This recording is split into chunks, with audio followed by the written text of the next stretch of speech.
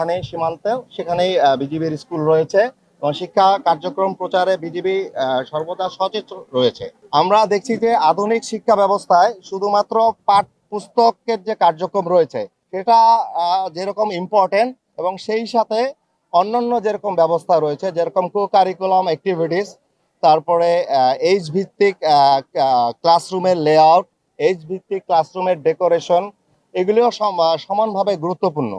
তো এই ধারাবাহিকতায় আমরা প্রাথমিকভাবে আমাদের প্লে গ্রুপ এবং নার্সারিতে আমরা সেই বয়স ভিত্তিক যেভাবে বসার ব্যবস্থা এবং ডেকোরেশন থাকার কথা সেটা করেছি, যাতে কোমলমতি শিশুরা যারা প্রাথমিকভাবে শিক্ষা প্রতিষ্ঠানে আসে, আমাদের আগে যে শিক্ষা প্রতিষ্ঠান নিয়ে যে একটা ভীতি থাকতো, এই ভীতিটা যাতে তাদের না থাকে, বরং তারা এই শিক্ষা প্রতিষ্ঠানে আসতে আরো উৎসাহিত বোধ করে, তারা এখানে খুব কমফোর্টেবল ফিল করে এবং শিক্ষাটাকে তারা একটা এনজয়মেন্ট হিসাবে নেয়।